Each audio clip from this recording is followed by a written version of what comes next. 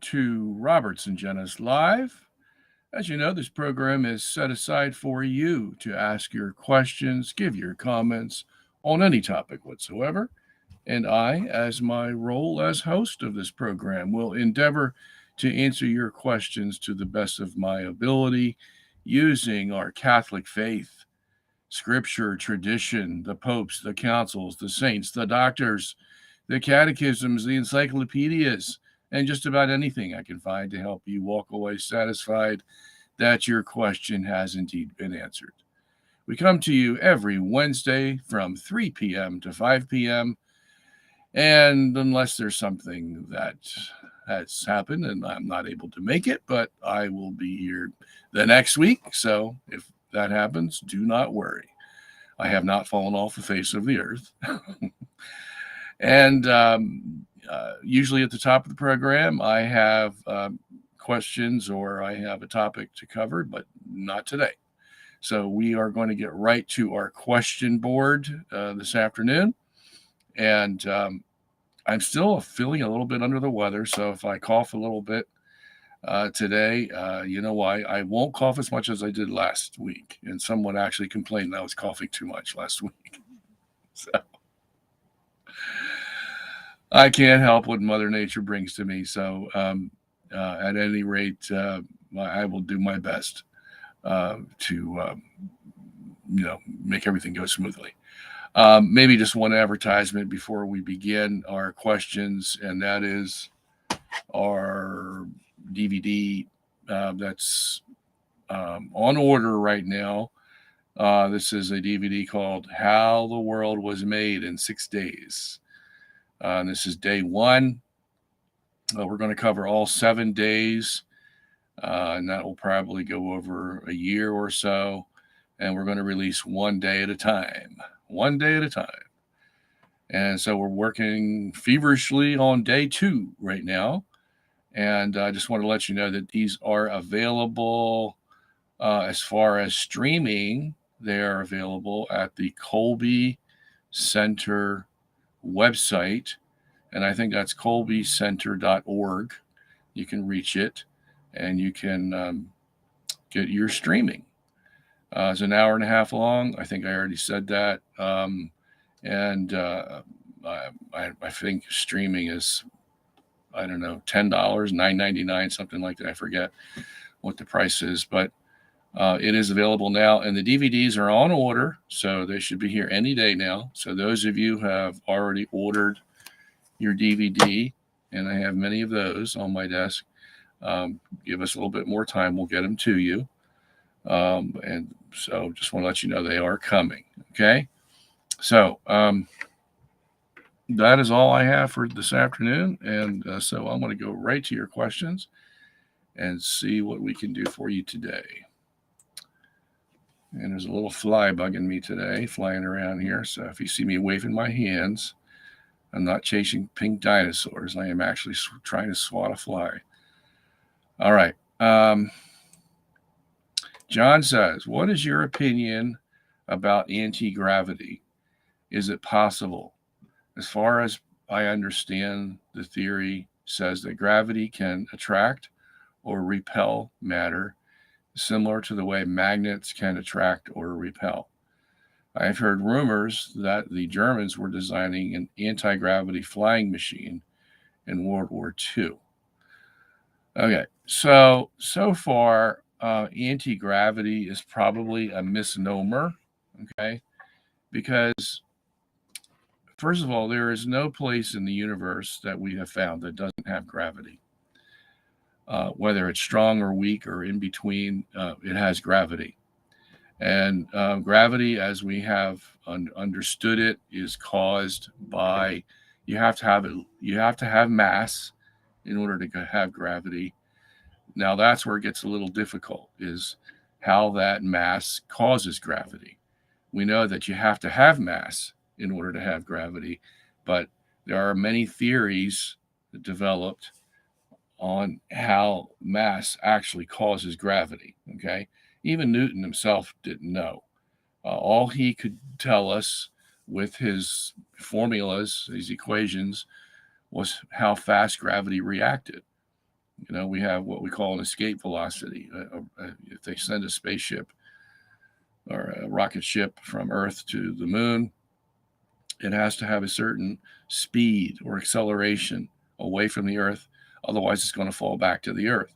Okay, so we can measure how strong the gravity is. It is usually, if not always, proportional to the mass of the object from which you're trying to escape. Okay, although even that's been questioned. Okay, because they have some sophisticated experiments that they've done in deep wells of the Earth where the gravity is less than it would be on the surface. And there may be different explanations for that, but they're still in the dark on that one, although they see the results of the experiment and don't know how to interpret them.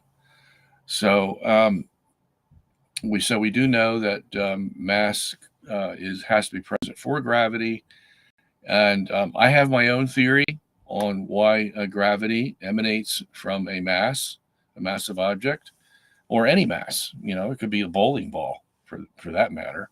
I mean, they use very little masses when they do the Cavendish torsion beam experiment. That's where they measure the G of Newton's gravitational formula. F equals G m1 m2 over r squared. Well, the G comes from experiments that we've done on Earth with the Cavendish torsion balance, where we can measure the amount of gravity a object has, and usually that object is very small. It'll be a piece of iron, no more than let's say 6 inches in diameter, and you can measure the gravitational attraction of that piece of iron.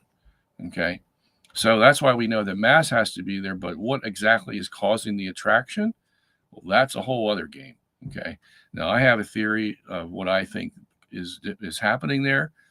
You can read about that in my book called A Googleplex of Tiny Black Holes, A Theory of Gravity and the Speed of Light, which is available at robertsungenis.org. But I won't go into that right now. In order to have anti-gravity, you first have to understand what causes gravity. Okay, and nobody has. So anybody that claims to have anti-gravity, all he is really doing is saying that he has some kind of mechanism that can work against gravity. Okay, well, we already have mechanisms like that, like a helium balloon works against gravity. Okay, and in that sense, you could say that a helium balloon is an anti-gravity mechanism. Okay, well, when they say anti-gravity machine, they're talking about a machine that either has magnetic fields at work or high pressure that's exerted against the ground, or they have electrical and magnetic mechanisms that can hover. They even have the railways in Japan. They don't rest on the rails. They hover above the rails. Okay, the rails are only there to keep the train going straight, but they're anti-gravity machines because they hover above the rails as they go, and as a result, they can go very fast because there's no friction. Okay, so there's a lot of mechanisms out there already built that are what you would say, in the general sense, anti-gravity machines. Okay. It's nothing new. But for someone to claim that he has discovered gravity's mechanism and now has the negative of that mechanism, no one has found that today. Okay. If you can't even understand how gravity works and prove it, then you really don't have the optimal or the true anti-gravity machine. You have something that acts like an anti-gravity machine, and that's all we have today. Okay, all right. Question: do you think? See, my voice is already starting to go because I still have a little bit of my cold left, but I will trudge through it. And I forgot to bring my water down today, so I may have to get up and go get it. Who knows? All right. Do you think it will be feasible in the near future to conduct an MMX style experiment in space? If so, and if a non-null result is found, would that essentially prove the Earth isn't moving? Depends on who's interpreting the data. Okay. This is what I have learned in my 20 years of dealing with this topic. You can have all the data you want. Okay. The data is neutral, it's inert. What is not inert or not neutral is this up here, this little thing called the brain. Okay. And the brain, because it's influenced by certain things, is going to interpret the data in the way that it sees fit. Okay. So every time somebody asks me this question, and many people ask me this question, and I've come to the point where in my studies of science, you're dealing more with the psyche of man than you are with the scientific data. Scientific data is there, okay, but it all depends on who's interpreting it. And that's the key. Because if you have an agenda and you want to make sure that nobody else gets a say because you think your agenda is superior, then you will interpret the data in line with that agenda. I've seen this over and over and over again. From the Big Bang to MMX to, and when he says MMX, he's talking about the Michelson-Morley experiment of 1887. So it doesn't really matter anymore what the data is. Okay. What did they do with the data of the first Michelson-Morley experiment? What did they do with it? You know, when it showed that the Earth wasn't moving in space. Okay. Because they couldn't get an interference fringe equal to an Earth moving at 30 kilometers per second around the sun. What did they do with it? They still assumed that the Earth was moving and then interpreted the experiment with the foundation that the Earth is moving. And what did that develop into? The theory of special relativity. That's why we have special relativity today. There's no other reason. Because the guys who were in charge at that point, Heinrich Lorentz, Henri Poincaré, Albert Einstein, you name it, they were in charge of science, and they were all atheists. Okay? There's no way they are going to allow an interpretation of the Michelson-Morley data to say that the Earth is fixed in space. Because what does that do? Well, that just proves the Bible and the church were right.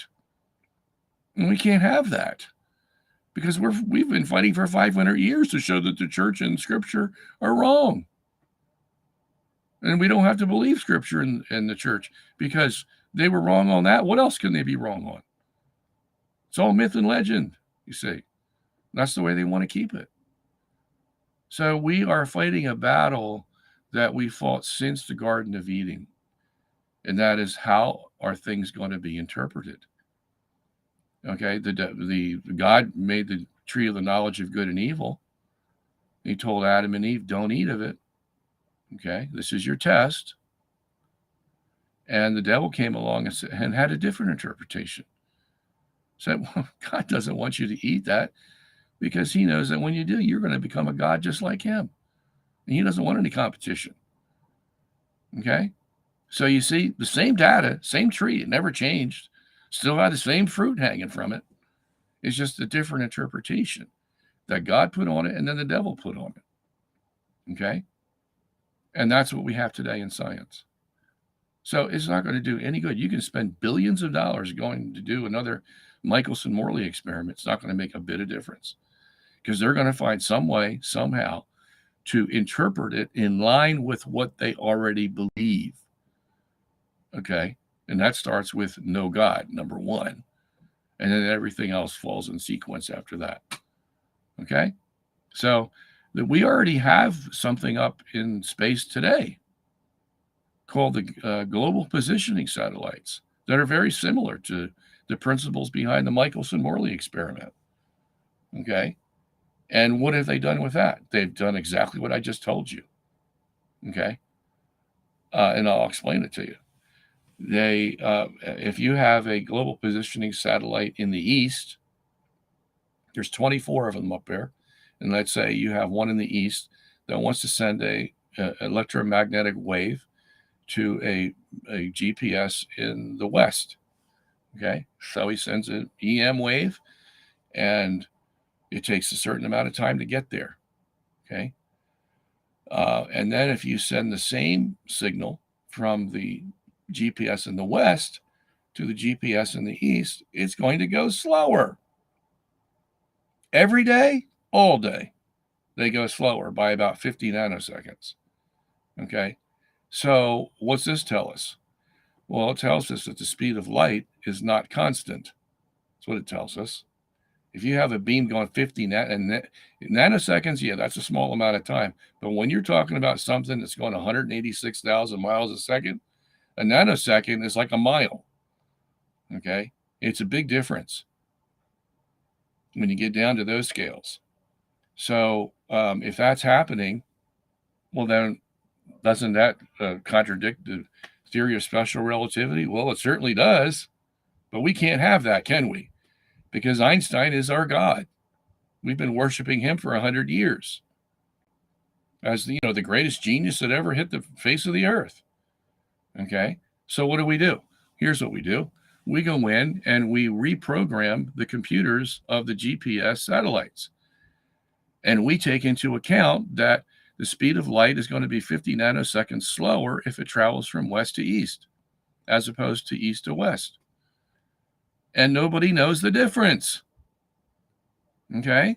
And so we can still pretend, once we fix these computers, to tell people that the speed of light is constant and therefore the theory of special relativity still holds. Okay? So you see what they've done. So we already have Michelson-Morley in space. Okay? This is basically the same principle. It's how is the speed of light affected by its environment? It's the only principle involved here. Okay? So we've already had it. We see what they did with it. They played a shell game. Okay? And they're going to continue to play shell games. That's what science is today. It's a big shell game. Like I said, you can have all the data you want. And they have reams of data. We've got telescopes that are bigger and better than they ever were before. We've got microscopes that can see down to the atomic level. We got oscilloscopes. We got all kinds of scopes. But it doesn't make a damn bit of difference. Okay? Because they're going to interpret the data the way they want to interpret it. The guys who are in charge. The guys in control of the money, the grants, the this, the that. There's a lot behind science. It's not just a vacuum of science that you can deal with. You're dealing with people in government, politics, banking, you name it. They're all involved. Like, the Hadron Collider that they built in Europe was a 10-mile diameter collider. They're going to bang protons into each other. Yeah, great scientific idea. Okay. But do you know how much that thing cost? Billions, 10, $20 billion. And then they're thinking of building another one because the first one wasn't adequate. And where's all that money going to come from? The scientists? Are you kidding? No. The bankers, the politicians, the government officials, everybody, they're all involved in it. And what do these people want? They have an agenda too. Okay. And that agenda is to keep Christianity out of their halls of academia. All right. And anything that says the earth isn't moving, well, gosh, that's Christianity at its best. And we're sure ain't going to have that there. Okay. Or that God, breathed into life a man and created things out of nothing. Well, we can't have that either. Okay. We have to evolve from this big explosion that occurred somewhere, billions of years ago. That's our agenda. And we're going to teach our school kids that. Okay. So there's no way that this Hadron Collider is going to do anything more than it's already done. And that's keep the status quo alive. Okay. So science is severely handicapped by the agenda-driven men of the earth. Okay. So I'm here to tell you, unless there is some total societal upheaval where these rascals are taken out of power, it doesn't make any difference what experiment you perform. Okay. That's passe. All right. It's not the kind of world we live in. All right. Next question. I hate to be so pessimistic, but I'm not trying to be pessimistic. I'm just trying to be a realist for you. Okay. All right. Question. Is it okay to get medical advice from a doctor who is in Scientology? Now, if I were to be a betting man, I would not place my bets on the Scientologist. I'll put it to you that way. Okay.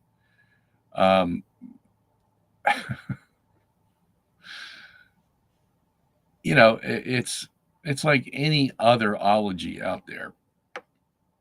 They're going to have some truth. And that's what attracts people like Tom Cruise to Scientology. Okay. Because he took a couple of their formulas, sayings, teachings, whatever, inculcated them into his own psyche, and they helped him. Okay. Well, yeah, you can use practically anything on earth, and it would have some help for you. So this is the danger, that they might have a little bit of truth that you could use to make your life better, because it's basically based on psychology. Okay. And psychology has some truth to it. And you can use psychology to better yourself or better someone else. Okay. But there's a lot of junk in psychology, a lot of false reasonings, false foundations that make you very skeptical about the extent of how it can help you. Okay. I remember when I was in college, I was a psych minor for a while. I wanted to check out psychology. And I was into it for about a year, maybe. And then I dropped it suddenly. And I dropped it because one day the professor said, all right, they did this experiment. They had a group of 100 people, all with the same neurosis. They were diagnosed with having some neurotic ailment, some neurotic tendencies. And they're all pretty similar. Okay. And so what they did was they divided up these 100 people, and they gave 25 to the Freudians. So they were going to go under psychoanalysis with the Freudians. And then they gave 25 to the behavioralists. That was invented by B.F. Skinner. And it was basically a crude system of reward and punishment, that you rewarded good behavior and you punished bad behavior. And that way you could more or less make someone act a certain way. Okay. And he's famous for putting his 2-year-old in a box, a Skinner box, and punished him with the electrical discharges that hurt, and rewarded him with candy when he obeyed. So, B.F. Skinner. Okay, so so they gave 25 to the behavioralists, and then they gave 25 to a new wrinkle in psychology called the humanist existential. Okay, now these were the guys who were very unlike B.F. Skinner, but they tried to develop the role of empathy in the treatment of a patient. So wherein the psychologist or whoever it was would learn empathetic remedies, where empathy is when you feel the pain of someone else. Okay. And so they would they would develop a relationship with the person and empathize with their neurosis, whatever it was. And they would have some success with it. Okay. Even B.F. Skinner had some success. And the Freudians also. Okay. The Freudians were those who went back deep in your subconscious and did this through dreams. They would analyze your dreams and then try to pinpoint what the problem was in your past that you never overcame. And because of that, you've been handicapped your whole life. And so the solution is to go back and through psychoanalysis and try to retrieve that problem and deal with it at the present. And then that'll fix you, cure you. Okay. That's the theory, at least. Okay. And a lot of this was based on sex. Everybody's got a sexual problem. Okay. That's another story. But that's what most of the problems were based from, sex. Because nobody knew how to deal with sex properly. That was their theory. And that's because they were in the Victorian age at that time. And sex was repressed to the point where you couldn't even talk about it. And husbands and wives, it was a whole thing. I can't get into it. But even the Freudians had success with these 25 people that had some kind of neurosis. Nobody had what the Freudians would call a psychosis, because that's just too out there. Just somebody who's neurotic. And and then in this experiment, they took the last 25 people and they didn't give them any treatment. No Freudian, no behavioralist, no humanist existential psychology was applied. They just let them go and went about their daily life and did their thing. Okay. Now, here's the crucial question. How much of a percentage of the 25 people that were given to each psychology, what kind of success did they have? Okay. Well, the Freudians had 70% success. Okay. And that's a lot. Okay. The behavioralists, they had 70% success. The humanist existential, the empathizers, they had 70% success. Not 71, not 69, 70. They all had 70%. And the people that had no psychology, what percentage of them were cured of their problem? 70%. Okay, so what does this tell you? Yeah, so we have built into us a way to help us deal with our problems. That's the genius of God who put us together. Okay, so it doesn't make any difference what mechanism you use. All right, and so that's the day I dropped psychology. Now I knew all about psychology, not maybe everything, but I knew enough that I didn't want to go in that direction. Okay, so you could say Scientology. You could put Scientology next to the humanist existential. And I would bet you that Scientology would come out with a 70% success rate for somebody with a neurotic diagnosis. Okay, that would be my estimate. Okay, so does that mean it's the Scientology that did it? No, hardly. How do you prove that?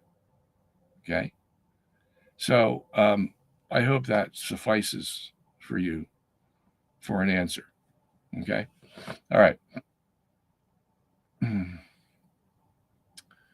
All right, Rodrigo says, if geocentrism is true, what follows for particle physics?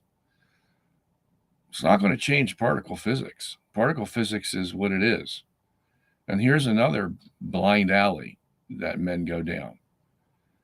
You see, what happens in particle physics is you see all the different things that happen with substances. And some are electrical, some are magnetic, some are nuclear. And you see the way that, if you have the Hadron Collider, for example, we just talked about, where you smash protons into protons and they break apart and they come out, and you'll get a particle going this way and a particle going that way and a particle going that way. And you can see them all go in their different directions in what they call a bubble chamber. It's a chamber filled with water. And if you shoot a particle through it, it's going to create a path. You can see the path because it makes tiny little bubbles in the path. Okay, that's why I call it a bubble chamber. So you see all these things happening with these particles, and other things that you're going to see. And so how are you going to explain this behavior is the question of the day. How do you explain this behavior? And what they do, and what they can only do, is if they see a new behavior that they didn't see before, then they will assign it a particle and say the behavior is happening because this particle made it happen. Okay? So, now this doesn't happen all the time, but most of the time is the way it happens. So now we have another particle for the subatomic level. And you know how many we have? Well, there's different estimates out there. Some say we have over 100. And I think the average is about 60. We got 60 particles that we have assigned to a certain behavior that we see in the behavior of atoms and molecules. Okay. And so what else are they going to do? They don't know what else can be the substance behind the behavior. And the least common denominator among all substances would be the particle, because it's the smallest and most convenient. Okay. So they assign a particle to it. And that's how it happens. All right. So they don't know what they're doing. Okay. They're like, if you ever seen the story or the picture of the elephant, and each man is holding a different part of the elephant, and he goes, well, I think nature is like a tail. It's like a hairy tail, and it's long. And another guy's got a hold of the foot, and he goes, well, I think it's lumpy because he's feeling the appendage of the elephant there. And the other guy says, I think it's like an ear because he's on top feeling the ear. And of course, nobody's coordinating what they're discovering. And the pictures gives you an idea of what science is like today. Okay. So particle physics is particle physics. It's not going to change whether you think the sun's going around the earth or the earth is going around the sun. Okay. This is not going to change, because geocentrism in that sense is basically geometry. Okay. Until you get down to the force level, it's basically geometry. Okay.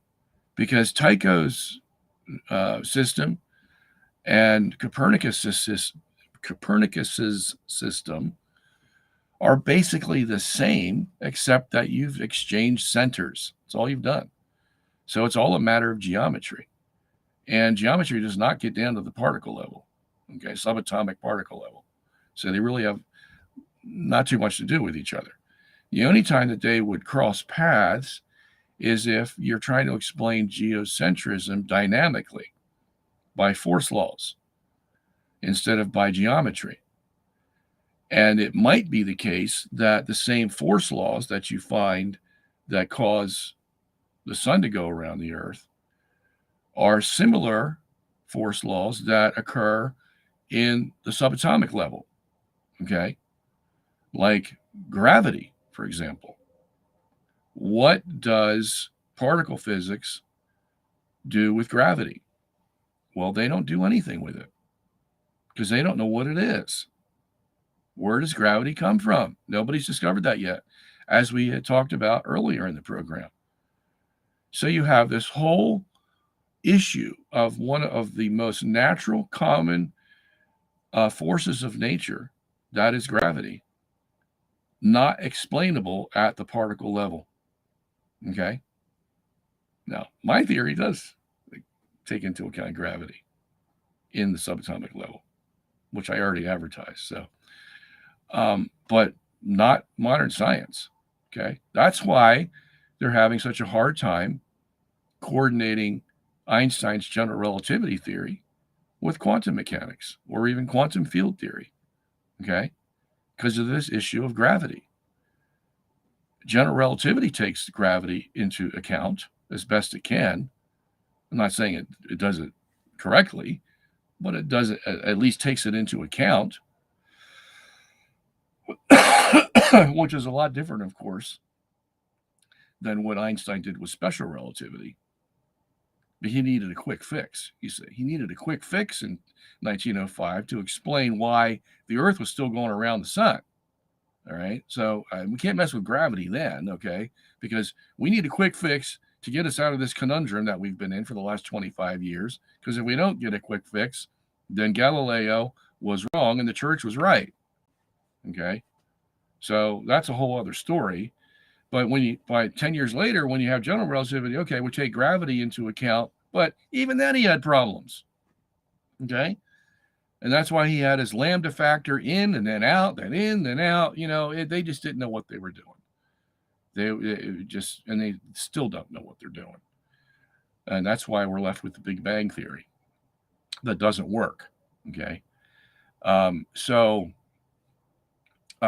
if you have forces of geocentrism that deal with gravity and you have subatomic levels that deal with gravity, well, you're going to have some overlap. Okay. Between particle physics and geocentrism, but they aren't there yet. Okay.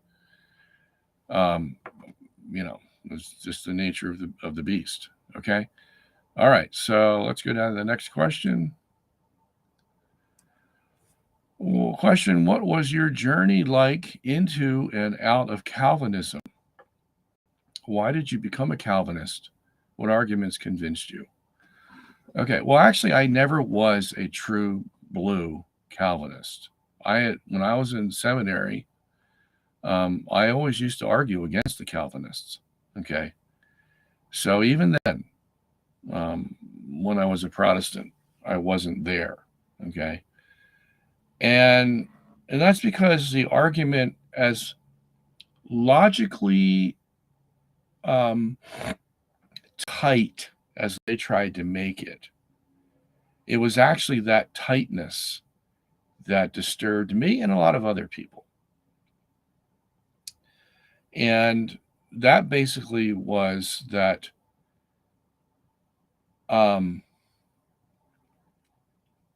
Calvin's idea, and this was Martin Luther's idea too. He started the whole thing. Calvin just followed in his footsteps.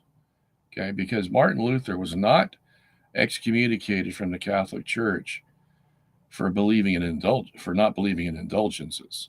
Okay, let's make that very clear.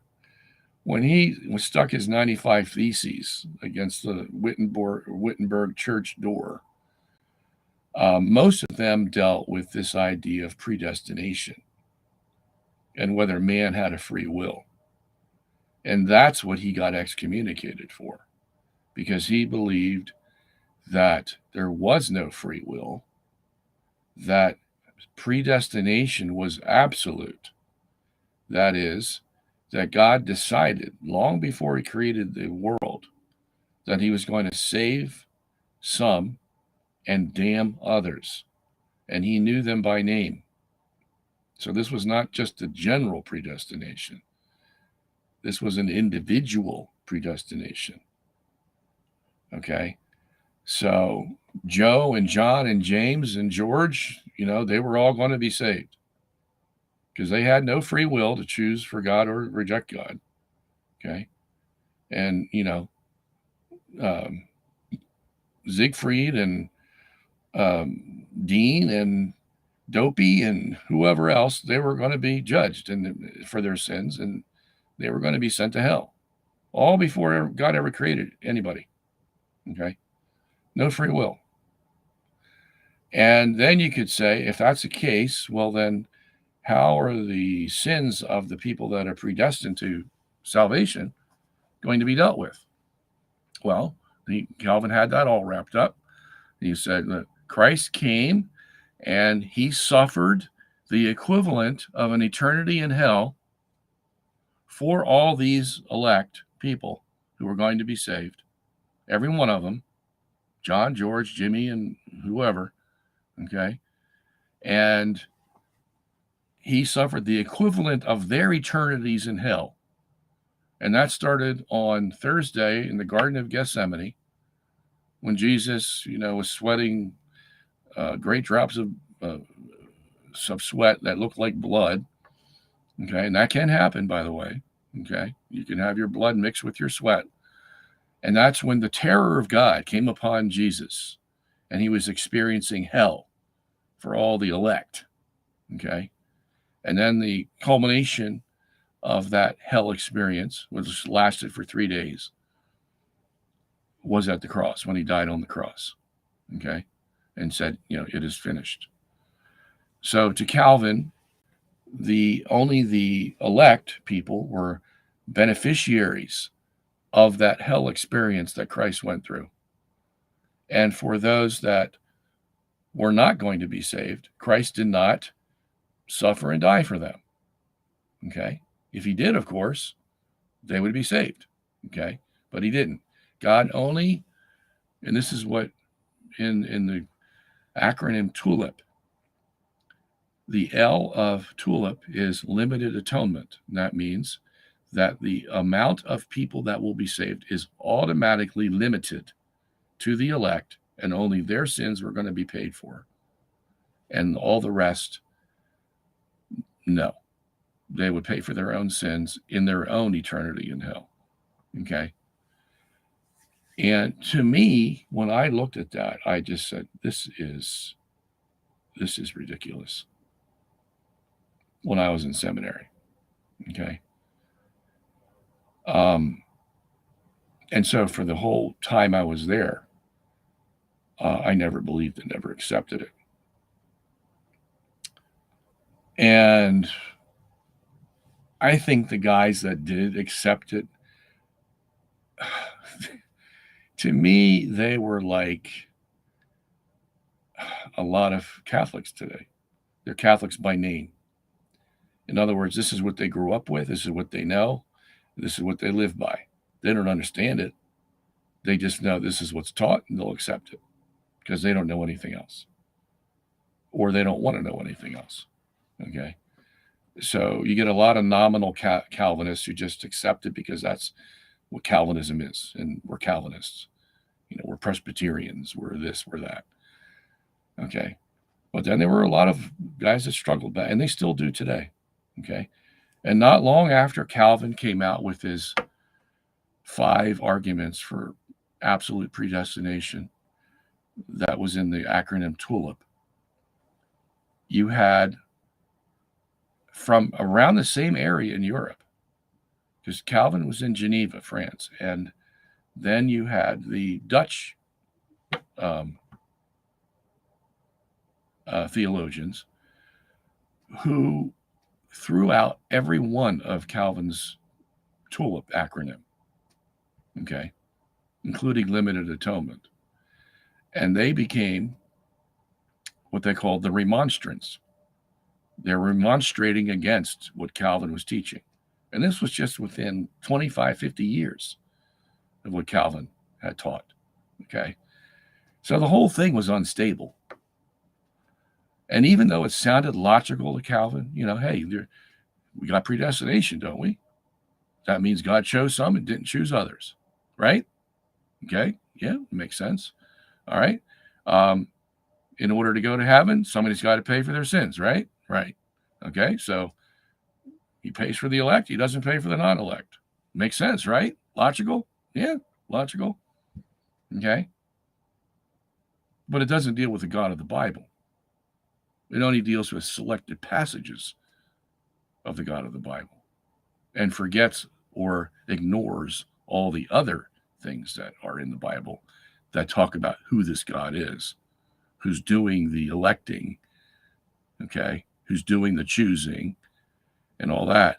And this is what Protestantism had become, basically, was you'll get a group of people that'll get their favorite 10 verses out of Scripture, and they'll make their whole denomination on those 10 verses of Scripture. And the other verses of Scripture that seem to modify it or negate it or question it or whatever, we'll just put those on the shelf. And we'll give some kind of apologetic for that. But that's not going to be the core of our denominational belief. And so Calvinists did that. The Wesleyans did that. The Baptists did that. Everybody was doing it. They got their core set of verses, and that became their foundation for their denomination. And then they would fight back and forth with each other as to who had the right core. Okay, so it just became a big mess. So I think that answers your question. All right. Doc E.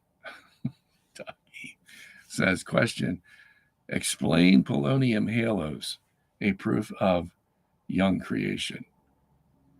Yeah, this was developed by, what's his name? I know this guy. I've met him, talked to him at length, probably, let me see, when was that I met him? 2002. Because he was invited to Rome together with our organization, and I met him there and talked to him. And he was the one that became famous for showing that the half-life of polonium, which is 3 minutes, could never survive an evolutionary process. It's basically what that comes down to. There's 3 different kinds of polonium, and the one isotope of polonium has a half-life of 3 minutes. And this polonium, in that 3-minute period, in half-life of 3 minutes, will make rings around the central core of polonium. Okay? And his whole theory, and nobody's ever disproved him yet, was that you can't have these polonium halos form in an evolutionary process. They have to be formed suddenly within 3 minutes, or else it can't happen. Okay? So that's why it's used as proof of creation, because the polonium won't have to be created, the isotope's created, and then the isotope decays and forms the ring. Bang, it's over. Okay? Can't be evolutionary because it wouldn't survive, basically. All right, so next question. What is your opinion of the causes of autism? Have you heard of wireless radiation being a potential cause of the condition? I don't know what the exact condition is. I have heard theories of why the incidence of autism is probably quadrupled over the last 100 years or so.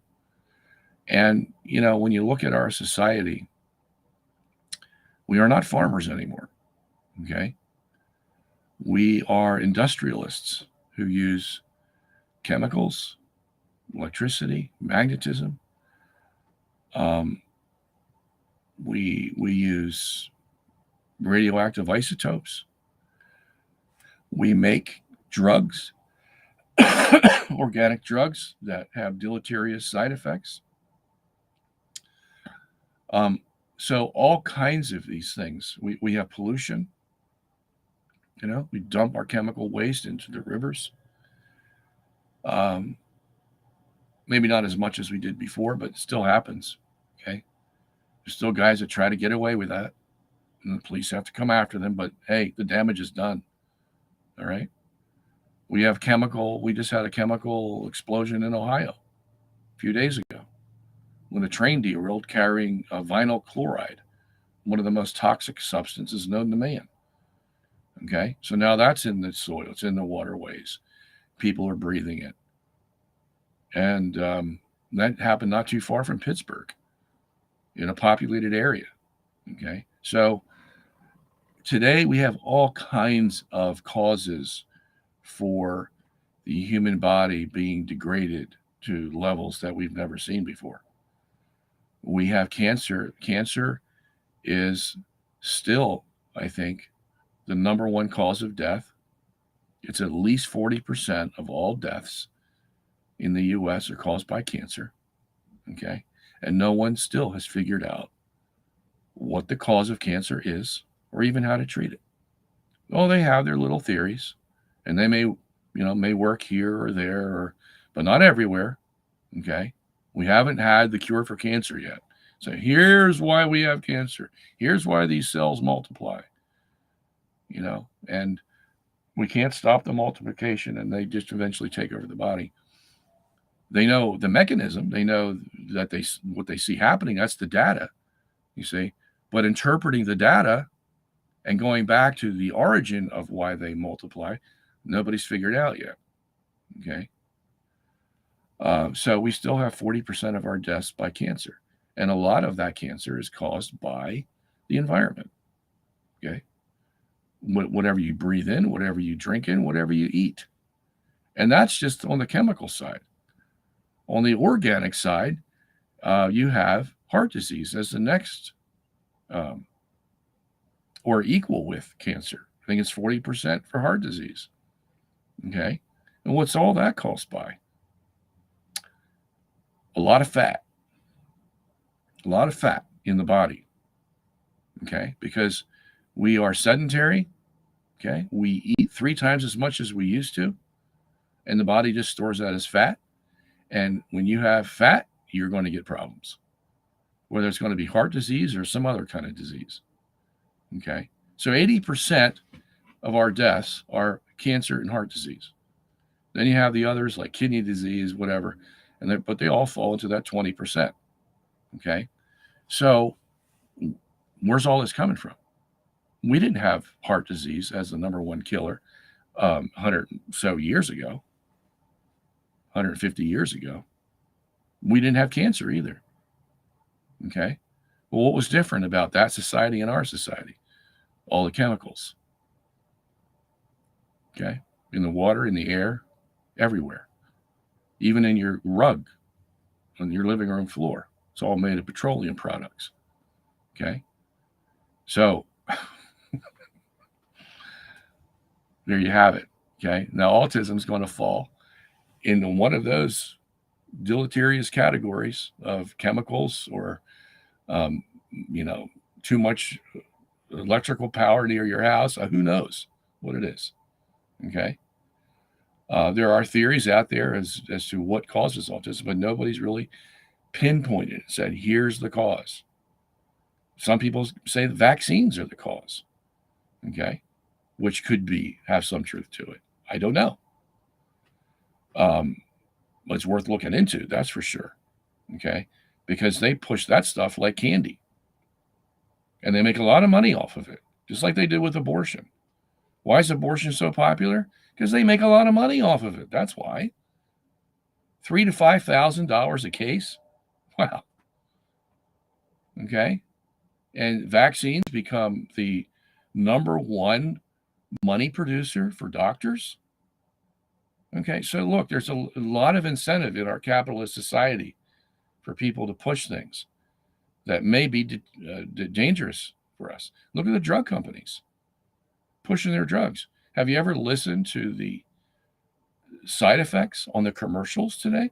Because they're required by law to give you what those side effects are before you ever inquire into using that drug.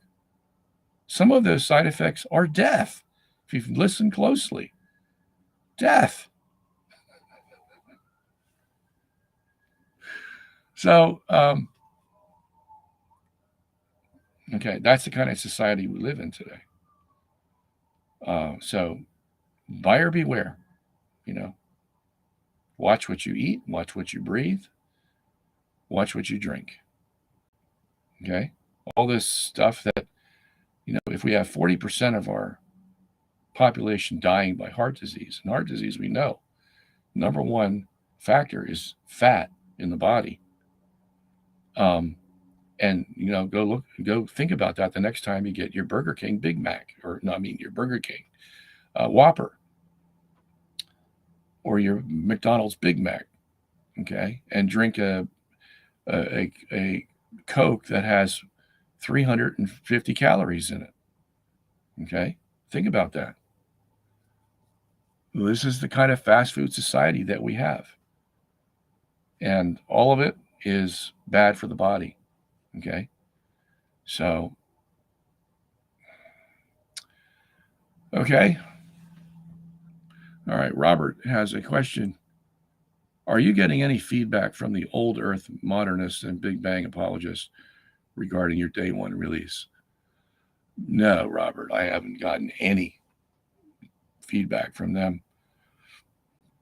See, Robert, they just wish I would go away. They just wish that I would spend my last days on Earth, and go away. Okay, I'm used to that. Now, I'm not saying what the future holds. Okay, but I think they already know where we're coming from. They've already written us off. We had our day, and we didn't make an impact, and so they've already written us off. Okay. Where I think the real impact is going to be, or should be, is against the liberal Catholics who claim to go by the Bible and have written off Genesis 1 and 2 as myth and legend. Let's say like Bishop Robert Barron. Okay. And, and that's ironic because here's a bishop who, when he looks at Matthew 26:26, where Jesus says, "This is my body, take and eat." And, definitely we have to take that literally, even if it's ridiculous sounding to the rest of the world, that this little wafer that I put in my mouth every Sunday is God. Okay. What does it take to believe in that? It takes a total resignation of your intellect, your logic, to accept that, okay, I'm going to believe this because Jesus said it 2,000 years ago, and I know he said it because the church tells me, and that still exists today. So the church tells me that this little wafer is God, against all my logic and intellect of how nature works and all that, and I still believe it. Yep, I still believe it. Because if I don't, well, just throw out the whole thing, man. If you don't believe the Eucharist is God, throw out the whole darn thing. Okay? There's no use having a church that's going to tell you a lie and make you believe it so they can collect your money on Sunday. Okay? Is that why they're doing it? No, they're doing it because they really believe it. Against all their logic, against all their understanding of nature. How can that happen? We don't even ask any questions. We just accept it. Okay? So, but when it comes to Genesis, all of a sudden, the Catholic that has accepted that Jesus is the Eucharist, body, soul, okay, everything else, has such a hard time reading the words of Genesis 1. God created the heavens and the earth in the beginning. And the earth was without form and void, and darkness was upon the face of the deep. And, so on and so on. They just can't read it for what it says. But they can sure read Matthew 26. This is my body, literally. So what's the difference? I mean, what's harder to believe? That God called things into being on the days of creation, as they are stated, or that Jesus is in this little wafer that I put in my mouth on Sunday? What's harder to believe? Well, I would definitely say it's harder to believe that Jesus is in the Eucharist. Okay. But that God called things into being in sequence in 24-hour days, that's not hard to believe. God just speaks and it comes. I mean, if he doesn't have that power, what power does he have? Okay. So that makes logical sense. So it's a lot easier to believe that Genesis means what it says than it is to believe that Jesus is in the Eucharist. Okay? And yet they won't believe it. These high-flying Catholics, these intellectuals in the universities and everywhere, who think they know so much now because science, you see, the aura of science has bitten them. And they think that because we have science, that automatically means that the church is wrong. Okay? Instead of looking at the science and saying, have we interpreted this science correctly? Have we interpreted this data correctly? Or are we taking the world's interpretation of this data and assuming that it's true because these are the smart guys? You see, if they were smart enough to collect the data, then we assume they're smart enough to interpret the data. Okay, that's what we are assuming. And so that's why they go the way they go. So this documentary series that we're doing is going to be a challenge to them because it says, no, look, we need to back up here. Science is good. The Bible is good. Theology is good. But you've got to put them together in the right way for you to get the true, correct interpretation of these words.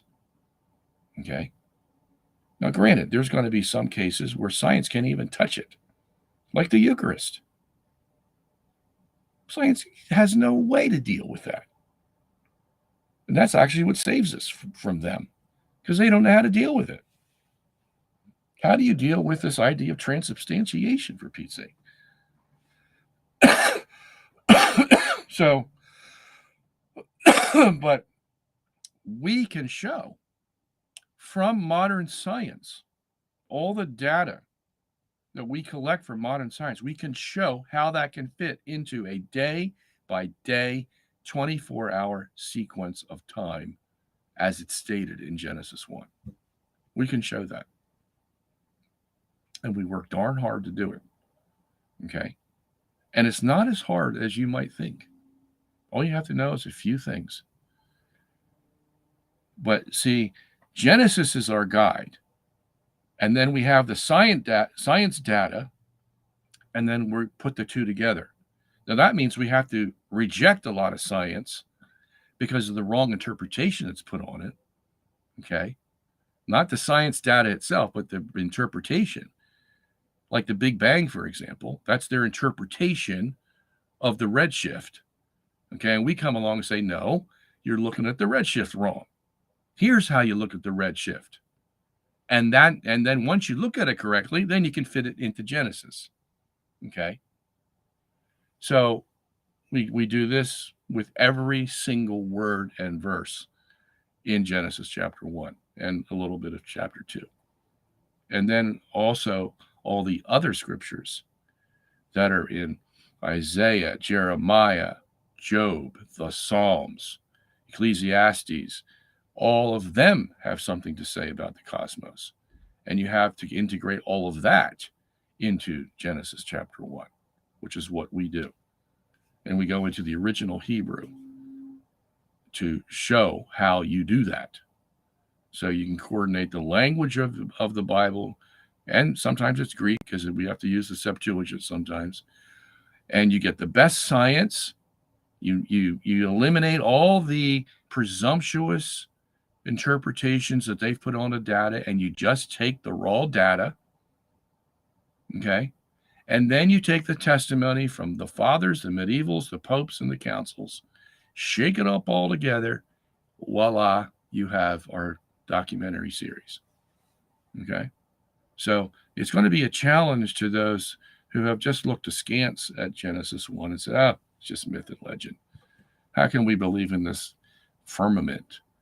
You really believe there was a flat earth and a dome over the earth? Well, no. Okay. But don't try to dismiss Genesis by caricaturing it as a belief in a dome and a flat earth. See, that's what they try to do. All the Catholic scholars out there today, they try to say, oh, well, those guys just believed in a flat earth with a dome over it, so we don't have to pay any attention to that. And they just dismiss the whole chapter, okay, because they think they found a flaw. Now, their interpretation is wrong. No, that's not the way that they understood the earth to be, okay? That may be true for some Mesopotamian culture, that lived as almost the same time or before the Hebrews did, but it wasn't what the inspired word of God meant, you see. So you need to separate the two. And so on and so on we do with the rest of Genesis until we have a very coherent biblical text, a very coherent scientific analysis of the biblical text, and historical backup with all the fathers and the medievals and the church and the councils backing up the interpretation. Okay. So, all right, where was I here?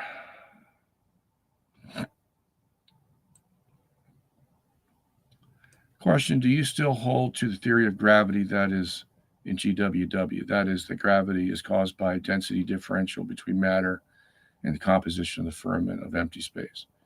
Yes, I do. I haven't found any reason to change that yet. Okay?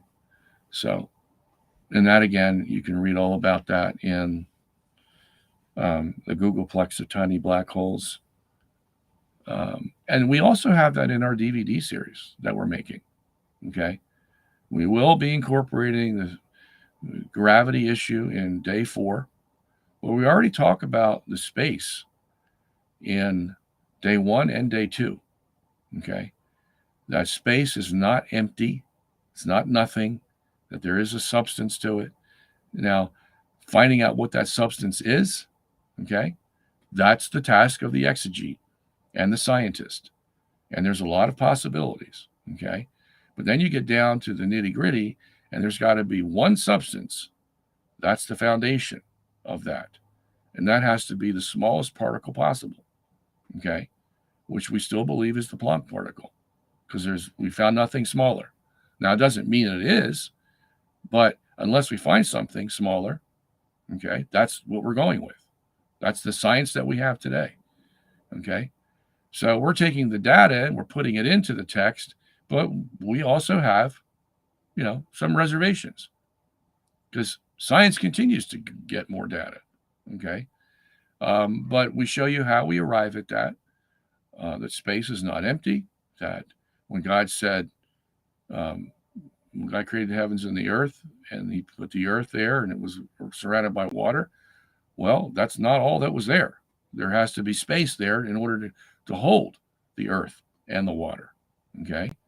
So that we get into a little bit also, which is necessary because you need to have a complete picture of how these things, because the Genesis text is going to give you the general outline, and then God's going to expect you to do your 6 days of labor to fill in all the gaps and explain how those days are connected one to another.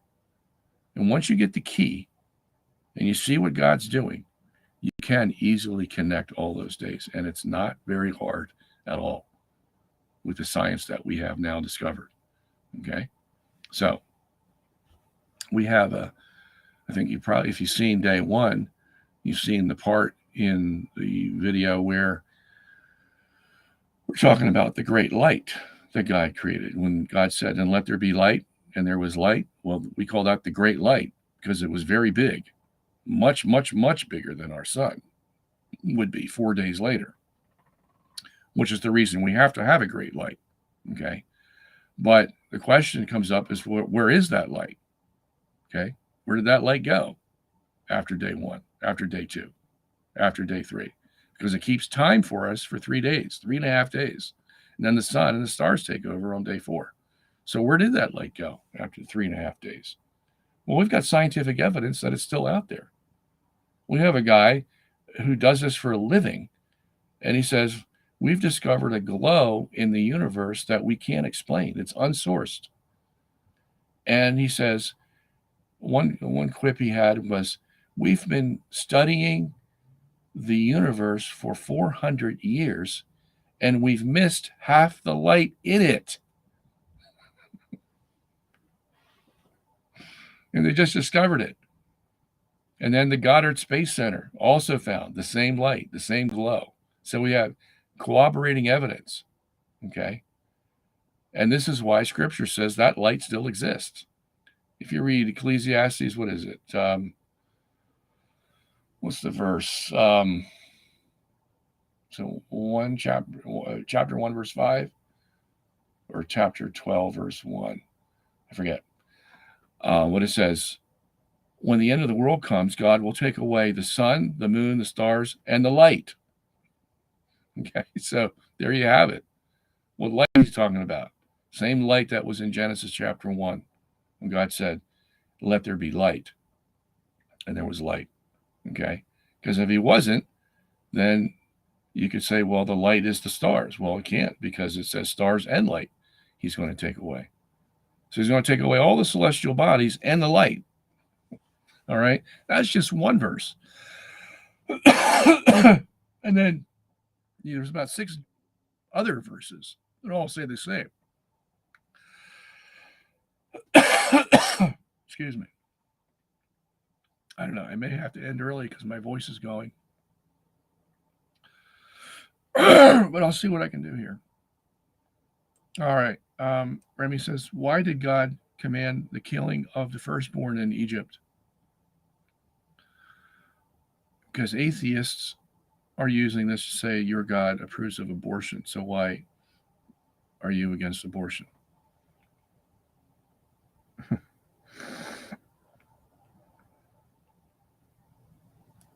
All right. So we learned a long time ago in the book of Genesis that when God destroys a city or a group of people, it is always for their sin. It's never willy-nilly. Like God says, hey, I don't like them, so I'm going to destroy them. Okay? There's always a reason for it. And only God, of course, has that power to decide when to take someone's life. Okay? So within that power, does God just arbitrarily decide, I'm going to take the firstborn? No.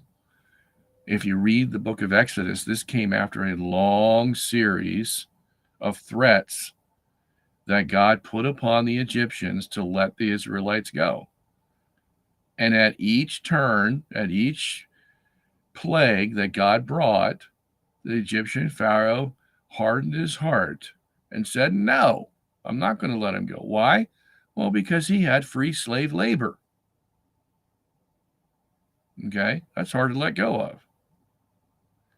And see, then he'd have to go to the coffers of the Egyptian treasury and start paying the Egyptians to do all the slave labor that he was having the Israelites to do. And he didn't want that. He was going to hold on as long as he could. Okay. And and every time he did this, it was a sin against God. So God made the first plague, then second plague, the third plague, the fourth plague, and this guy still wasn't getting the message. Okay?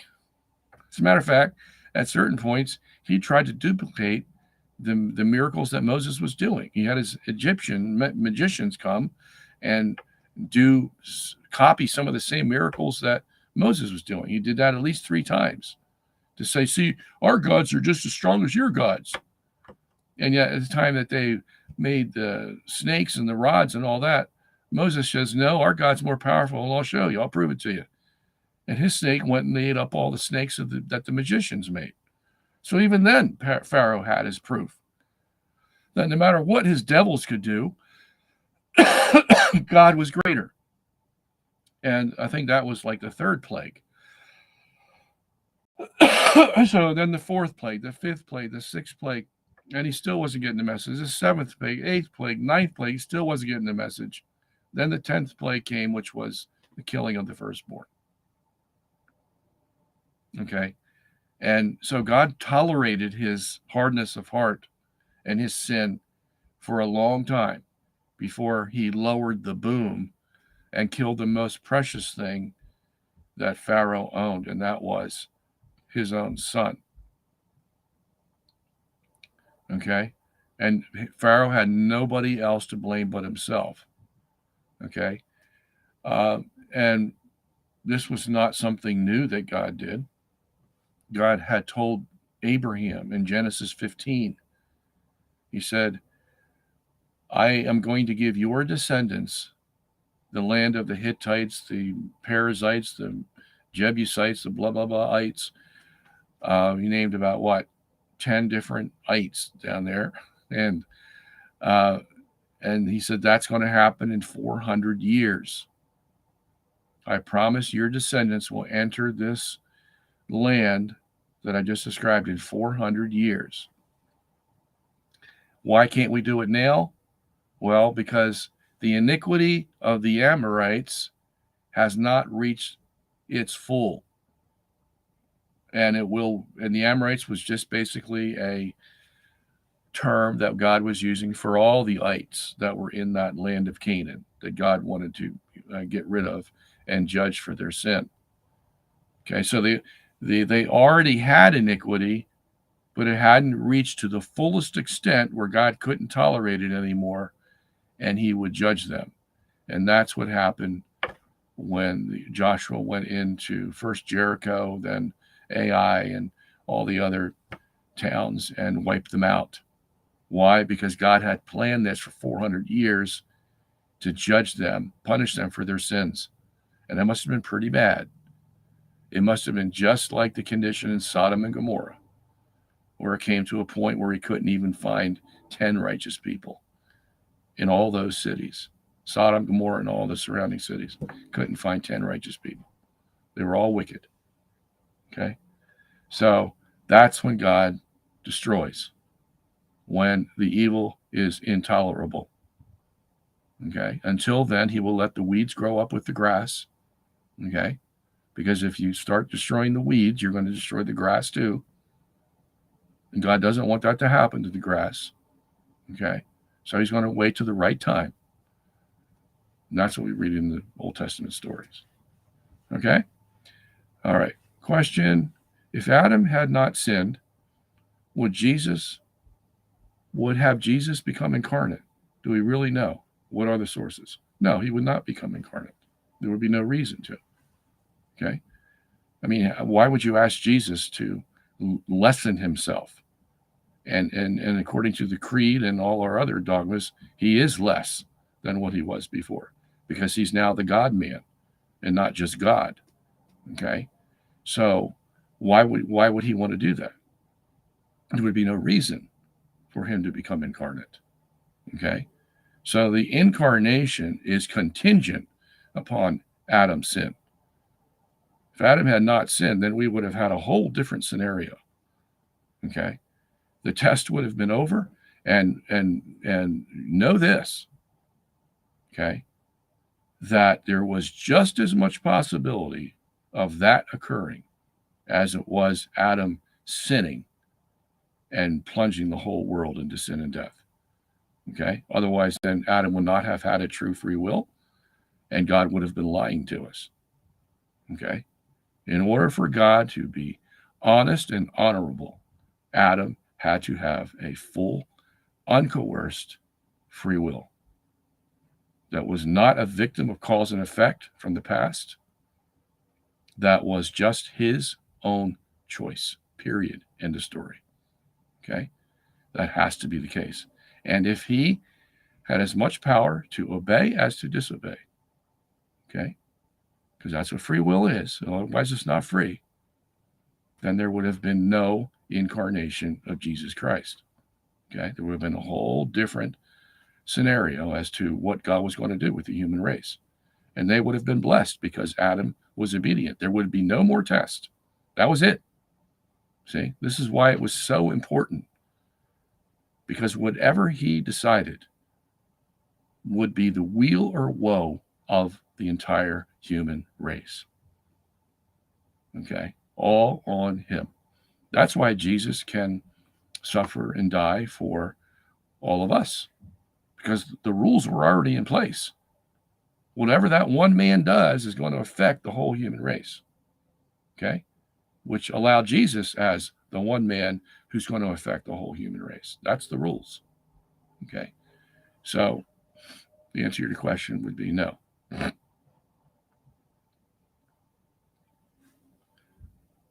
All right. Question. I'm a bit confused on original sin. Why are we punished for the sins of Adam and Eve? I just explained it to you. Okay? Because the rules were, God set the rules in place.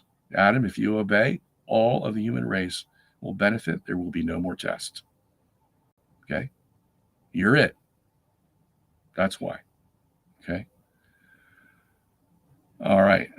When Deuteronomy 24:16 and Ezekiel 18:19, 20 teach, we are to be accountable and punished for our own sins. Okay. So there are actually more verses that are opposite than that, like Exodus 20, verse 4, that says, you know, I visit the iniquity of the fathers until the third and fourth generation. Okay. So you have the third and fourth generation more or less paying for the sins of the fathers. Okay. Then you have passages like this, okay, where Ezekiel 18 or Deuteronomy 24, where the son is not going to pay for the sins of the father. Okay. So it all depends on the situation that you're in of which one of these God's going to use. Okay. So in the time of Deuteronomy there and Ezekiel, although the father and the son are in the same predicament that Adam brought them, of course. Okay, we all acknowledge that. As far as individual sins, okay, individual sins, let's say of the father, wherein a father of the whole tribe of Israel there, one father decides that he's going to commit adultery. Okay. Well, it wasn't the whole nation, was it? It was just this one individual father. Okay. So the question would come up, since God judges the whole nation at times, like when they went into Babylonian captivity, the whole nation went. Nobody was left behind. If you were left behind, you were going to die. God guaranteed that. You want to live, then you're going to be in Babylon for 70 years. The whole nation, Jeremiah, everybody, they went to Babylon. Okay. So if that's the case, if there are cases where God judges the whole nation, well, are there cases where God doesn't judge the whole nation? Well, yeah. In these instances like this, where you have one father out of all the tribes of Israel decides to sin. Okay. Now, should anybody else pay for his sin? No. And I'll tell you, not only that, but not even his son is going to pay for his sin. If that father individually decides to sin, it's not going to come on the son. Okay. So that shows us. And then it says, then the father's not going to pay for the son's sin. Okay. You know, let's say this father brought up his son to be obedient, and the son says, hey, heck with that. I'm going to do what I want. Well, the father did his job. He was responsible. The son just decided with his free will to go against it. And so the question would come, well, was the father responsible for that? No. The son did it. Okay. So again, individuals. When you're dealing with individuals, that's when these two verses that you mentioned come into play.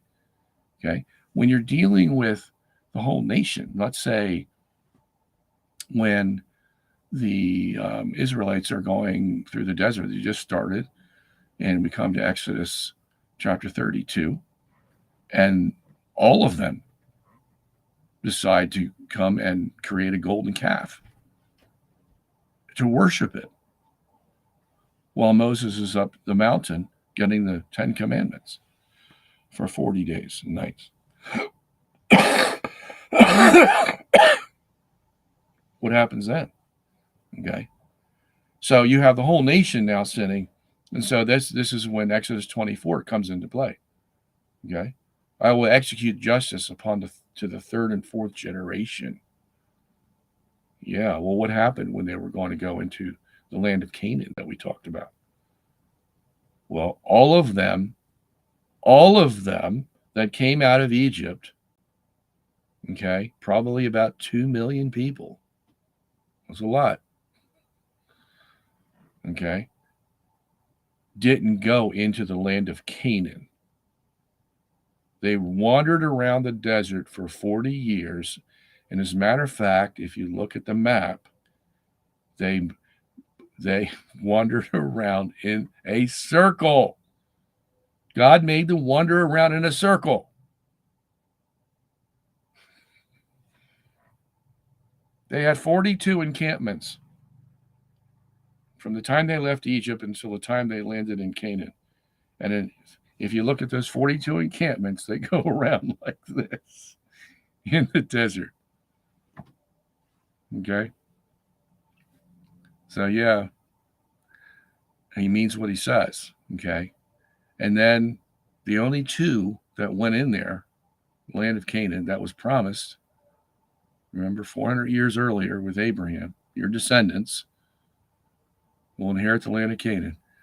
Only two men, Joshua and Caleb, and maybe their wives if they were married. It doesn't say that, though. Went into the land of Canaan. 2 out of 2 million. Okay? See, this God is serious. You don't mess with him. Okay? And I tremble at the mere thought of God's judgment. Just thinking about it. Okay? And this is why these stories are so good for us. So, but we need to make distinctions. And sometimes, under God's discretion, he would punish a individual sin for 10 generations. Okay? There is that in the Pentateuch as well. Okay? That's under God's determination. Okay? We saw last week when we covered the story about Uzzah, who was the soldier of David. And when the ark started to fall because the wheel came off, Uzzah was there to pick it up so it wouldn't crash. And God struck him dead. Why? Because he shouldn't have been there in the first place. Okay? And he knew that nobody but the priest should touch the ark. That's how sacred it was. Okay? So God makes those determinations as he sees fit. Okay? But the general rule is that an individual who sins will not pay for another individual's sins. Okay? And you can go look at the rest of the laws in Leviticus and Numbers and see that was well taken care of. Whoever sinned individually, that person was punished. Okay? Unless there were extenuating circumstances. And they were very rare. Okay? All right. Benji says, how do we respond to, quote, you have a sadistic, cruel, revengeful, genocidal bully of a God that just watches people suffer, children losing their parents, poverty, cancer, murder, etc. All right, let's look at that from another angle. We answered it already, but let's look at it from another angle. And this is very important for us. Let's go back to the Garden of Eden, where we already talked about this choice that Adam had to make. Okay? And the whole weal or woe of the world was dependent on his choice. Okay? And we all know he failed. But what we all don't know, the way we probably should, are the consequences of that failure. Okay? Sometimes have to put it in stark terms so people can get what really happened there. Okay? First of all, this couple, Adam and Eve, basically, wait, I don't want to be crude here, but you know what they told God, basically. And they disgraced him, they dishonored him in front of the whole angelic world and the devil, beyond your imagination. They disgraced him, dishonored him. They made him a piece of dirt in their eyes. Okay? And you know how insulting that is for a being who is as powerful as God? You have no idea. Okay? You know what it's like to be insulted. When someone doesn't respect you, just multiply that by 1 billion and trillion, and now you know how God feels. Okay? And that's just the insult, dishonoring part of it. Think about the other side, which is God lost the battle. Okay? This was a battle between God and the devil. And whoever could get Adam and Eve to obey one side or the other would be the victor. And who was the victor? It was the devil. He won. Okay? God lost. Now, God had a contingency plan, but he still lost. Okay? So, what does it mean to say that God lost and the devil won, at least temporarily? Especially if there wasn't a contingency plan. Okay? Well, it means that this whole world is turned over to the devil. He is now the quote unquote God of the world, as Paul says in 2 Corinthians chapter 4, verse 4. Okay? Yeah, we could say God's still in control, but unless God had a contingency plan, what good would be that control? All he could do without the contingency plan, namely Jesus Christ, is destroy the devil and the whole universe and Adam and Eve, and it would be over. That's all he could do. There was no Adam and Eve in the sideline waiting to take their place and say, hey, let me try. It was over. He lost. It was it. Period. Kaput. Okay. What we don't realize is what the condition of the world was going to be once we got the reality of that situation filtering down through the generations. Okay? And God can do nothing about it. Nothing. Because he lost. And the only time he really could even make a dent in fixing what was damaged was when Jesus decided, okay, I'll go. I'll try to fix it. And that was only for those that would believe, which is a small minority. The rest of the world is going to hell, okay, which is the majority of the world. And it remains cursed. And God can do nothing about it. Why? Because he lost. The only thing he can do is intermittently tie things together and fix them up so that the Savior can come. You see, that's all he can do. So God basically is at the mercy of his very creation that he cursed, because he can do nothing else. He has to curse it with sin and death, because that's the just thing to do. And sometimes when you do the just thing, you're going to have to suffer the repercussions of doing the just thing. Okay? Which means you're going to have to watch this world in sin and death and suffering and everything else go on until the time where you can justly come back and end it all and start over again, which is the second coming. Okay? That's how serious Adam's sin was. So it's not like God enjoys watching people suffer. Okay? Not like that at all.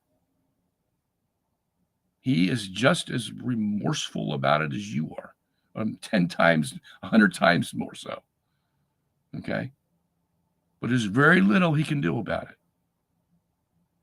especially the way people react to him on earth. Okay? He's tolerating it just like we are until the end point comes where he can legitimately come in, destroy the devil, send him to hell for eternity and all the other evil people, and start over again. Okay? He's waiting for that time. Okay? So until that time comes, it is the way it is. And it's not going to change.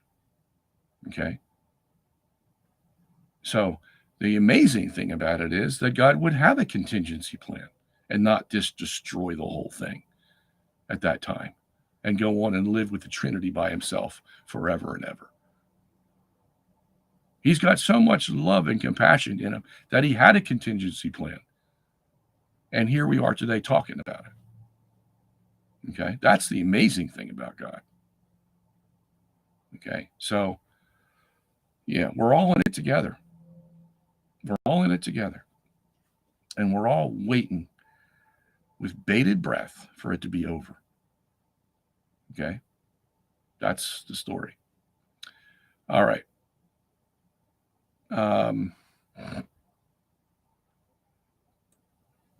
What is the verdict on continental drift? Was Pangea real? What does Holy Scripture say on it?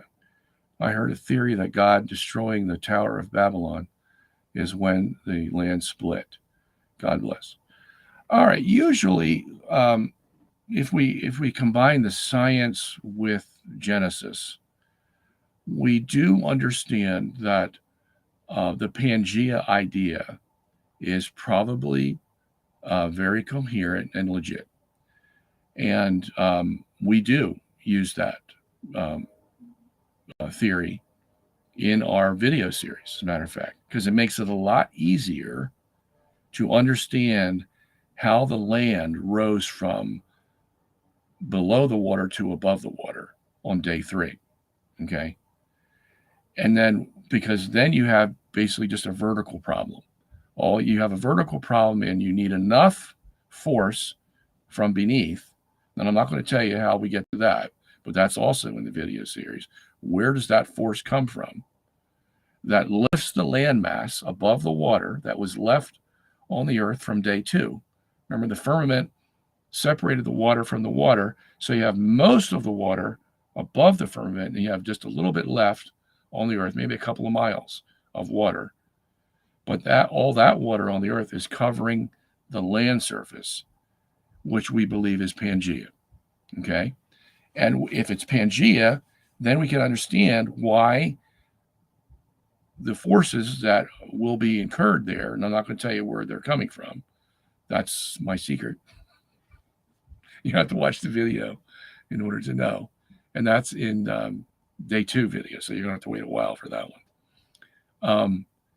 Forces the land above the water, and the water is going to roll off basically into the ocean basins. Okay? And so that solves the vertical problem. And that's all Genesis 1 is interested in, is that vertical problem of getting the land above the water. Okay? Now, in the story of the flood, you have something different. Okay? Now you have an issue of how you're going to inundate the world with water.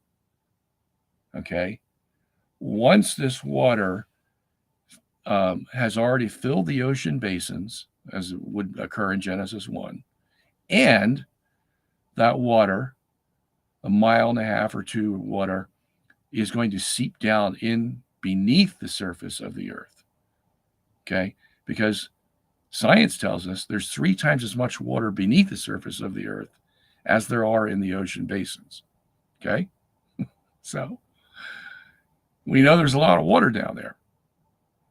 Now the question is, if you have a flood that's going to inundate the world just as it was on day 2 of creation day, all right, where's it going to come from? It's not going to come from the clouds, even though Genesis 7 says it rained for 40 days and 40 nights. The question there would be, well, where did that water come from? Because it's not going to come from just the clouds themselves, because they can only hold so much water. Okay, where's it going to come from?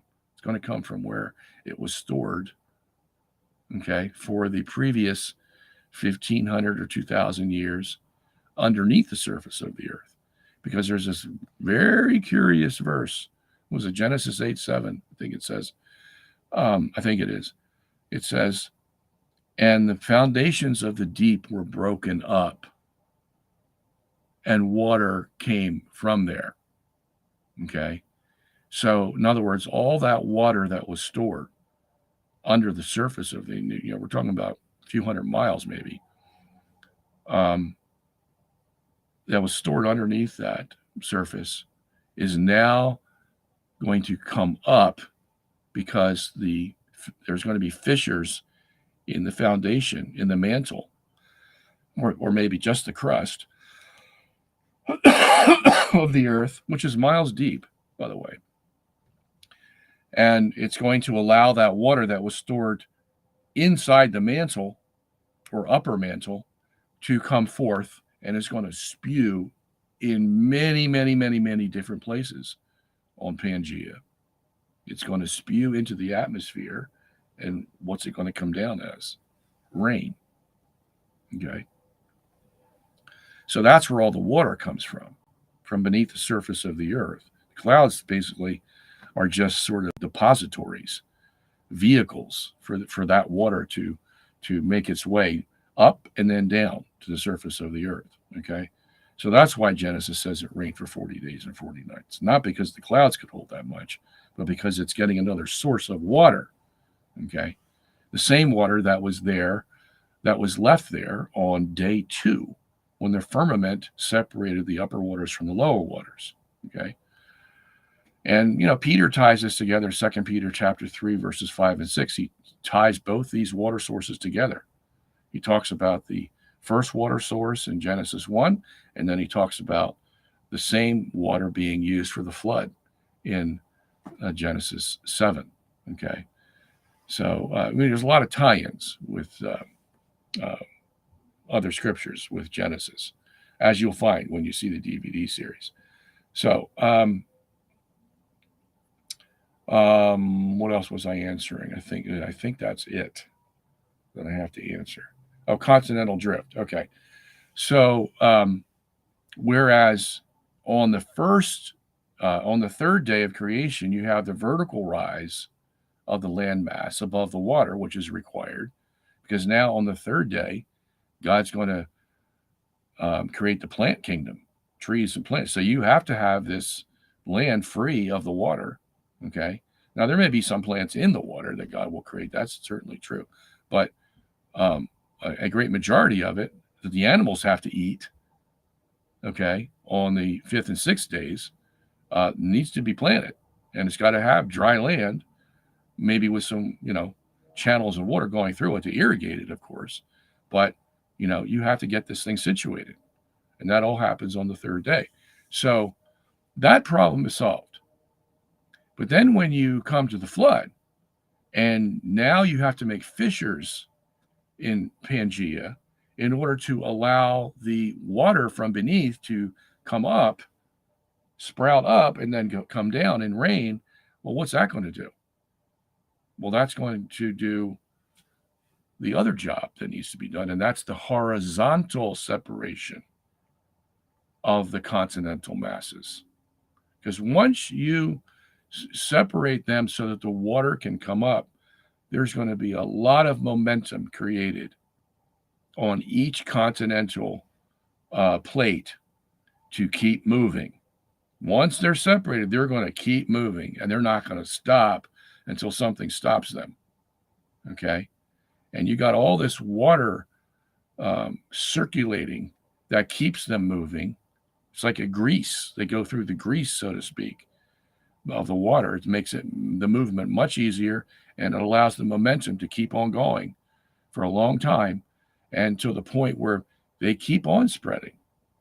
Okay? And maybe and the fact is that they haven't stopped yet. And that was 4,500 years ago. Now they're slowing down to the point where we can measure the continental drift, but it's still there. The momentum is still there. So you can imagine what an upheaval it was 4,500 years prior, how fast they started to move, and then started to slow down as the centuries went by until we can measure them, a few centimeters today. Every year we can measure it. Okay. So, continental drift is real. Okay. And we can even see the fissures. If you go to the Atlantic Ocean and you look at the seabed, you can see the fissures. They're like scars in the Atlantic platform. Okay, you can see them. It's almost like a suture.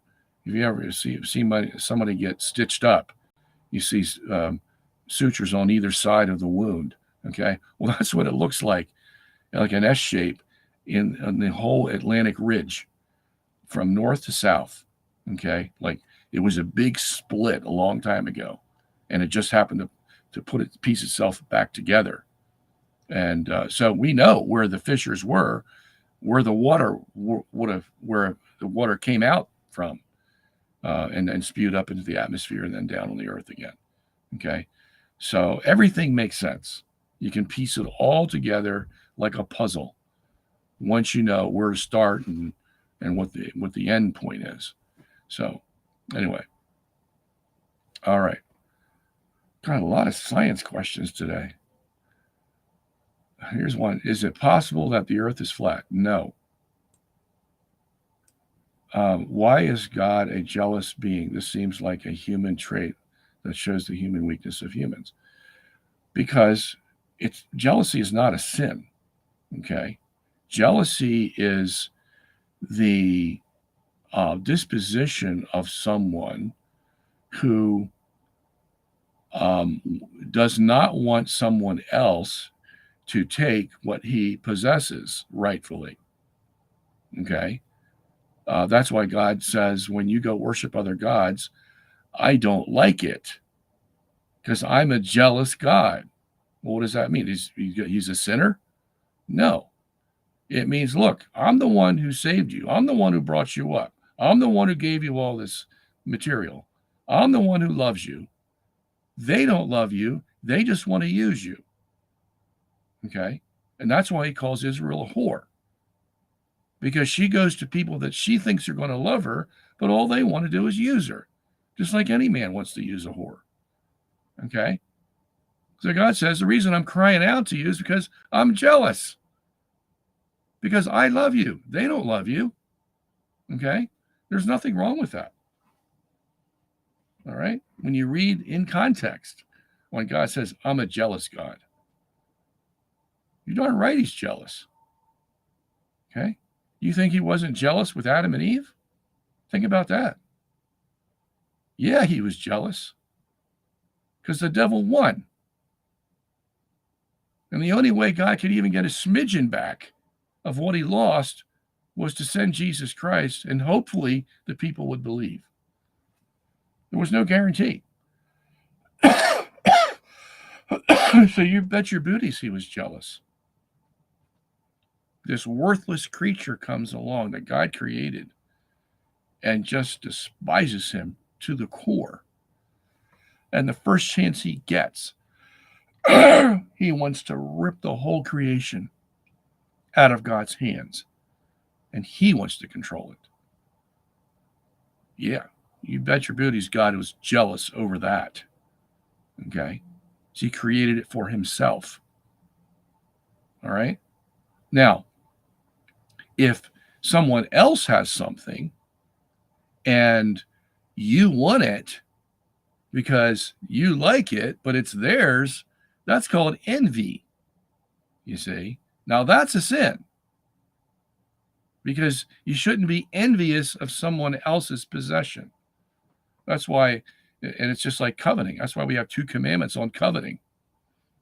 It's such a big sin. It takes up 2/10 of the commandments. Coveting. Don't covet your neighbor's wife and don't covet your neighbor's goods. Okay? And the Protestants don't think so. They just say, well, let's have one command for coveting. And that's why we get the distinctions between the 2 commandments, at least one of the distinctions. Okay? Well, that's a real sin. Coveting. Or like envying what somebody else has. That can destroy you. Okay? But that's not what God was experiencing. Jealousy is quite different. Jealousy means you already have it and somebody else wants it. Okay? So, all right. Dr. Sungenis, what do you think about texts of saints and even popes about Mary commands God, or those prayers and songs that call Mary the only hope of sinful man? Well, here's where Catholics get a little bit,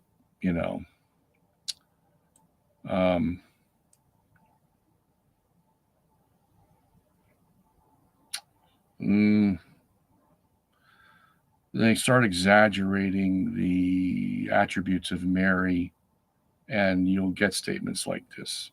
Like, for example, in the original, the Psalter, prior to it being fixed by Benedict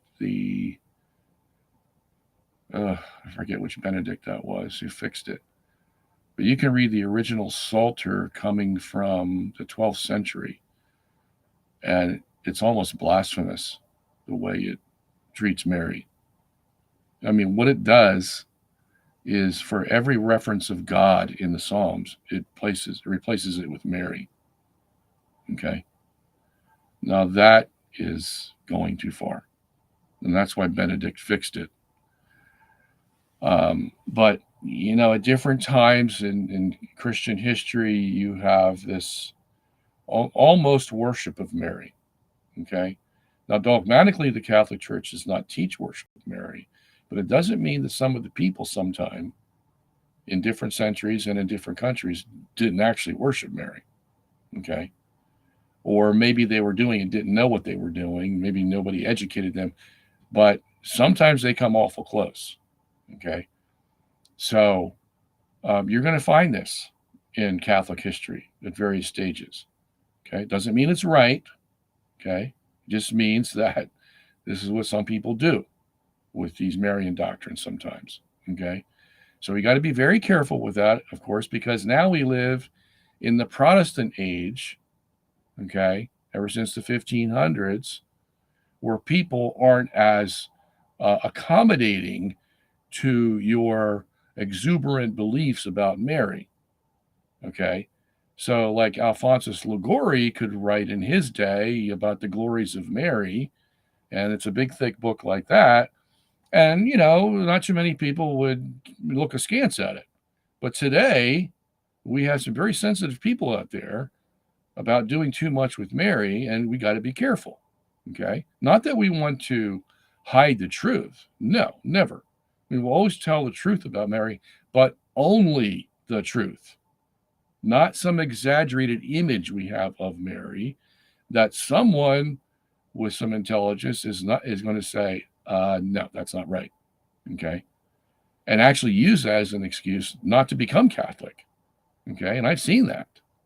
All right. So we got to be careful. And so things like Mary commands God, no. It's the whole reason we pray the Hail Mary, isn't it? We're asking Mary to beseech God for us. All right. As long as we keep it in that context, we're fine. And Mary, the only hope of sinful man, I wouldn't put it that way, because that's the way the Psalter used to put it. Okay. Somebody could say, yeah, but unless Mary decided to, have Jesus, then, we wouldn't have salvation. Well, yeah. Okay. Well, that's just one little, you know, one little um, aspect of it, not the whole thing. Okay. You got to be careful with that. Is not to make one little aspect of it into the whole thing, because when you have a raw, naked sentence like that, Mary, the only hope of sinful man, somebody's going to take that the wrong way unless you've qualified it. So if you believe that the answer to the accusation is to qualify it and say, well, Mary produced Jesus, well, then put it there. In other words, you say, the only hope of sinful man is Mary because Mary brought Jesus into the world. And if it wasn't for her, we wouldn't have Jesus. Okay? Yeah. In that context, you're doing the right thing. And even then, you have to be careful.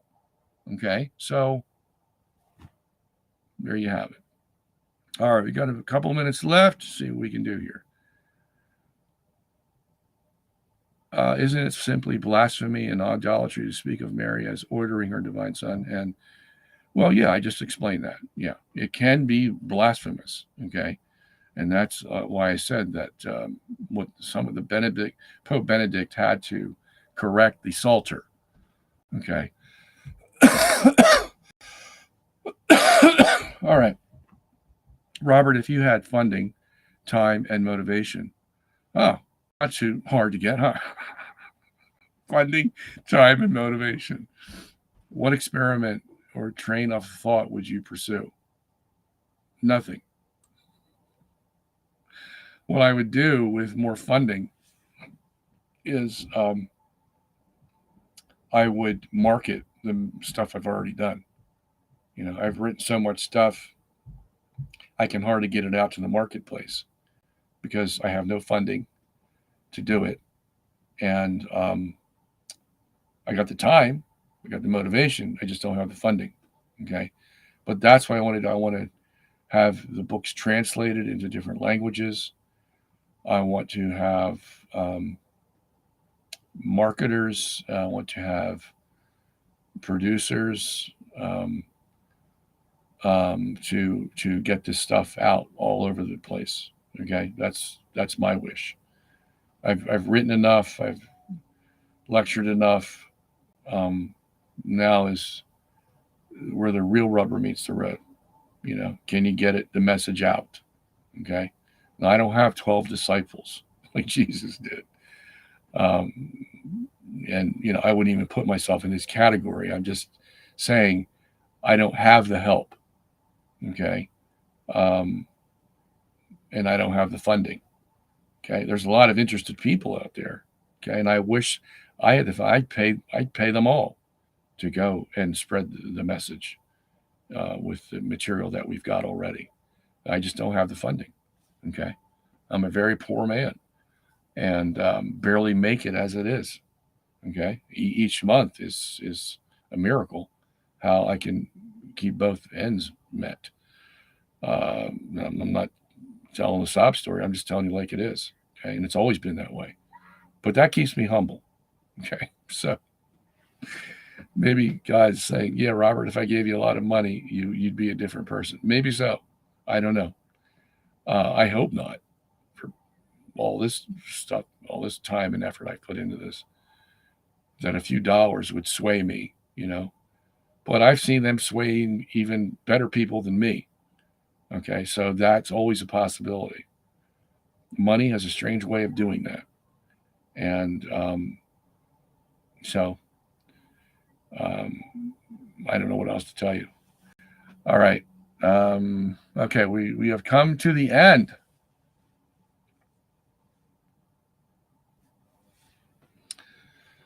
Antonio, I'm sorry I can't get to your question. Come back next week and I will answer it. It deals with how to understand God of love, allowing evil. Yeah. Give me a half hour on that one.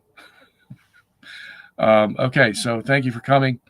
And before you go, please consider a donation to our ministry, which you can find at robertsungenis.org. And we have a donation button you can donate with. We have, if you'd like to become a monthly donor, I would so much love that. $10 a month, won't harm you. That'll take away that big whopper I told you not to eat. Okay? Instead of wasting your money on that, sacrifice it to us, and you won't have the money for the whopper. Okay? And so we'll see you next week, which will be February the 22nd. And now I'm going to go out and enjoy the weather because it is 60 degrees here in Pennsylvania today. So thank you for coming, and we'll look for you next time. God bless you, and keep